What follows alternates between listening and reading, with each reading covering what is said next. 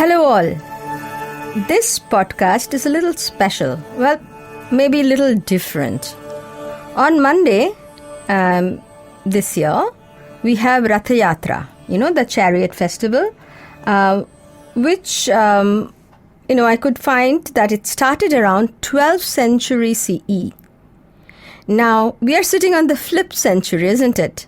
21st century. And it has still been celebrated. I find that amazing. In this day and age, when almost nothing quite lasts, to have a celebration that has, all the paraphernalias of it observed for so long is quite intriguing to me. So I thought, why not focus on Lord Jaggannath himself in this podcast? Jagganath means Lord of the world. As I grew up, the stories I heard about him was that he was so simple and relatable to humans. So in this podcast, we do a bit of storytelling and always relate it back to the central theme, which is edible weeds, uncultivated wild greens. This is Nina, welcoming you to the Audible Weed Walk number 49. Wow, did I just say episode number 49? So, what do we do in the next one? 50th episode? How do we celebrate? Or what do we cover? Any thoughts, ideas, or recommendations? Do send me an email at audibleweedwalk@gmail.com. The Edible Weed Walk is all one word, small letters. I would love to hear your opinion, ideas. That would be awesome. Okay, let's get back to our topic of the day. Lord Jaggannath. Rathayatra is celebrated not just in Puri, but in many places in Odisha and adjoining Bengal for centuries. But the Puri festival is perhaps the oldest one and definitely the main one. But for me, growing up, the memory of this festival was, me pulling these tiny chariots. We used to make these tiny chariots with small wooden, wooden strips basically. And mine one, because it was made with a wooden frame, used to be kept from year after year. But I've had friends who used to make it fresh every year. Some people used to also make it with the, banana stems instead of the wood. So here, the frame of the chariot, usually it was 2-story with wheels. And it was basically a children's festival as far as I remember. It was given to us and we would decorate it. Of course, the family helped with colored peppers and flowers. And mine one is a bit special. My mother used to put a little bulb in it, so it was lighted. And so the idea was total fun, except for pulling the chariots on a very undulating, often pothole road, when the adult had to hold the chariot from the back. So in this case, for these chariots, we were the pullers instead of the horses or, other people who you see, thousands of people pulling the chariots in the Puri temple. Huge, huge chariot. I wondered why it was so much of fun. We used to also, for this occasion, we used to get a horn made out of paper. We used to call it bhepu and eat very sugary candies. They used to be yellow, white and pink in colors and made in the shape of temple. Yes, but why it was really so much fun, I wondered and delved back into my memory. Because this festival happened, like it is happening now, relates to the weather. It's the end of the southwestern monsoon. The southwestern monsoon it's in the last leg. During the monsoon, no outdoor activities are allowed. It was the time to nest in, keep warm and safe from catching cold, etc. So Rathayatra at the tail end of the southwestern monsoon was in a way a celebration on nature of tuning in with the season and of the lush after the rains. So So here is the story. Lord Jaggannath lived in Puri with his elder brother who is considered to be an avatar of Vishnu. He is King Balaram or Balabhadra and his sister Subhadra. A separate temple structure houses Lakshmi Devi, the goddess of well-being and the wife of Lord Jaggannath. The fables and the tales about them are very human and relatable. It seems once a year the trio, Jagannath, Balaram and Subhadra, comes out to take a bath. Note, it is towards the end of the rainy season. After the bath, guess what happens? Yep, they get fever. The Lord of the people faces the same problem as the people. You see, after the rains, in the change of season, when our guards are down, that is when most of the people gets cough, cold, fever, diarrhea, etc. So of course, Jagannath also gets them. So for 15 days, they cannot be visited. It is a 15-day break for the deities in which they convalesce and which this is the time they get treated, pampered and get prepared for the new season. How? Well, the Raja Vaidya or a Ayurved prepares a potion like a kara of 10 herbs. Yes, you guessed it right. Though there are some trees and local trees, of course, involved in making this kara, in the list of 10, several of them are wild, uncultivated greens. I could not get the scientific name of all, but from the ones I got it, I looked at, and they're all geared to treating cough, cold.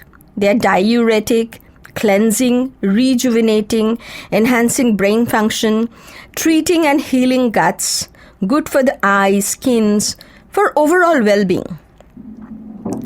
Along with that, the deity gets a skin treatment. This is made out of flowers that grows locally and seasonally and some other ingredients. So an oil is made called puluri. Pul refers to flowers and it's prepared for several things, but primarily flowers like ketaki or kia, which is pandana's flower, totally wild. It grows wild in areas of along the coasts. Malli, which is jasmine. Bakula, which is Mysopus elengi. We also have it around here. Very fragrant, beautiful flower. Champa, magnolia, the golden one. And khas root, the vetiver, sesame oil, sandalwood powder, camphor and rice grains and some other ingredients.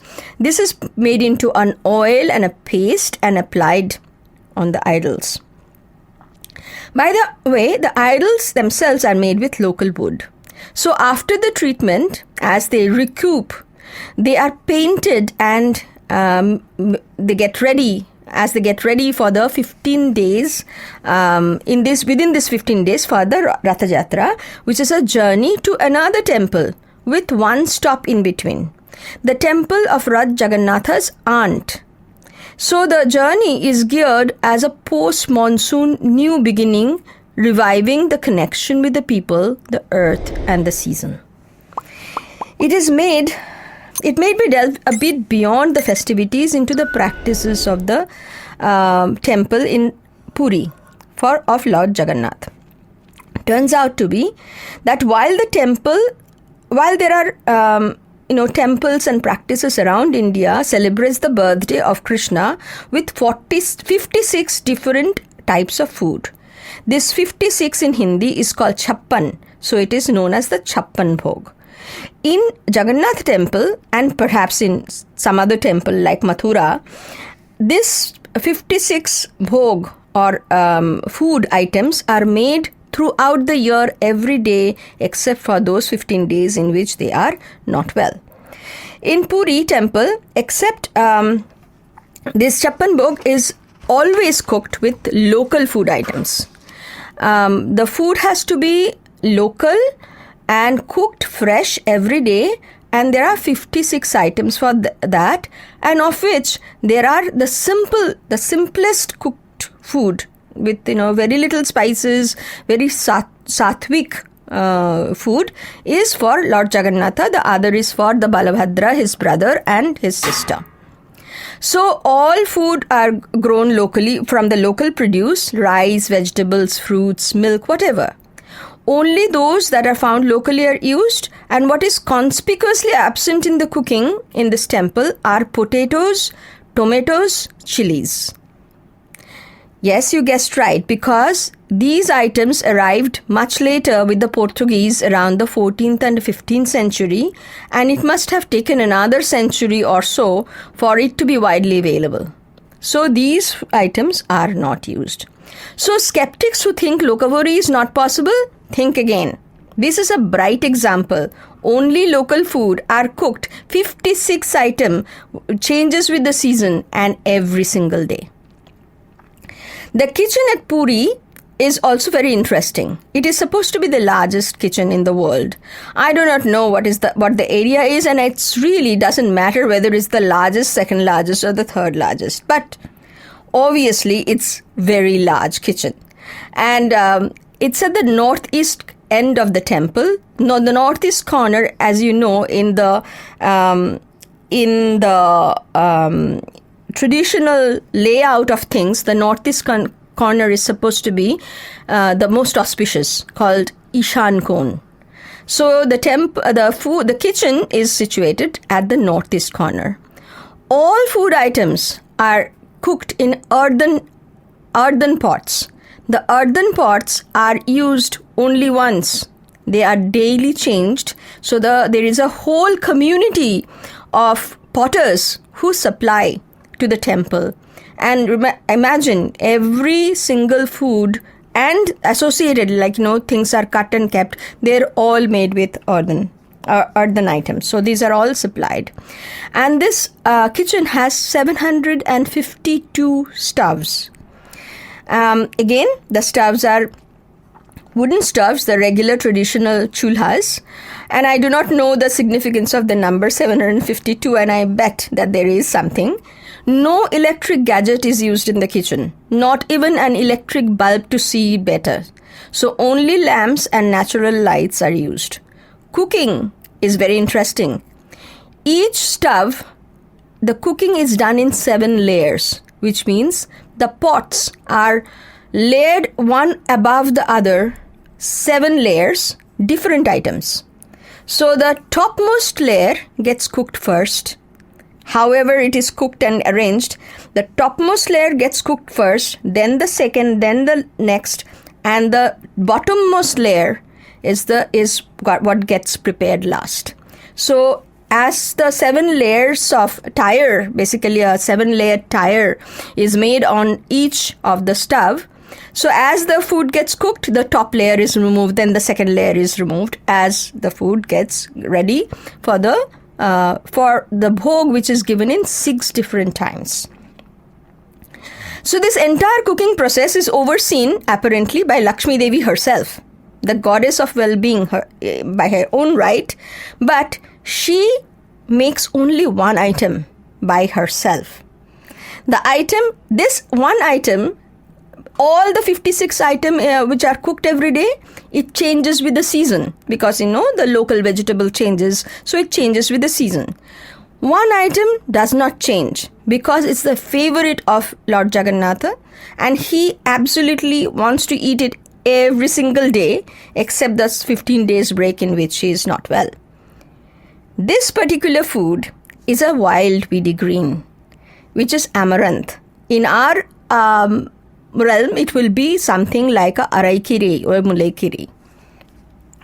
And this food has to be cooked for him by Lakshmi Devi herself throughout every single day. So how can you find a better or a more convinced locavore and a weeder than Lord Jagannath himself? So here it goes. I find it very interesting of the choice of the greens, because literature says that amaranth green came to India not necessarily with the colonizers, but perhaps much earlier due to through trade, through commerce, etc. But it came from South America. So if the Puri Jagannath temple is so particular in making and cooking all ingredients that are absolutely local and doesn't even, indulge in using potatoes, tomatoes and chilies, which obviously came from elsewhere. How come amaranth green is used? I really don't have the answer, but I don't think this areas of origin is always what it is known or published. Science is also learning and new thoughts and new ways of looking at things, and genetically the plants can be now detected to see whether actually which came from where. For example, I have had this conversation about corn. The opinion is the corn came from somewhere else, right? But Deepika Kundaji, who all of you know, she's a very famous seed saver and a grower. She absolutely thinks that, not thinks, there are evidences that the corn existed much before amongst the tribal communities, much before what we think is when corn came along with the colonizers. So either it came much before and somehow it went into being used by the traditional communities, the tribal communities, or most likely that it had several centers of origin. So perhaps amaranth green is also like that. It had several centers of origin. But I will, what I'll do is I will share this particular recipe, which Lord Jaggannath absolutely loves, has to have 365 days, and made with wild weedy green. And it's made with amaranth green. So here you go. You need a couple of bunches of araikirei or any other, mulaikirei or amaranth green that is growing locally and wild. So, so every season that can, if you really check, this amaranth green is something that probably pops up first and remains throughout the year. And if you have, notice them in your walking path, you will find different kinds of amaranth greens along with your path. There is mullukirei, which is, with a Amaranthus spinosus with a little spine. This is kuppekirei, which grows in the manured dumps and things like that. So you get amaranth greens throughout the year. So 2 bunches of this green, wash well, drain well, cut and then drain, wash again and keep it for draining for some time. Then put 2 tablespoons of ghee in a pot. If you are doing like Lord Jagannath, you will do in earthen pot, otherwise any other pot. Put 2 tablespoons of ghee, add the greens and give some salt. In Puri Jagannath temple, only rock salt is used, which I find it very fascinating because they are right next to the ocean. So they could have easily had all sea salt they wanted, but they use rock salt, which is called sandhav laban. And cover and cook in low flame for 15 minutes. Then at the end of this 15 minutes, add 2 tablespoons of grated coconut, mix well, and again cover and cook in low flame for another 5 minutes.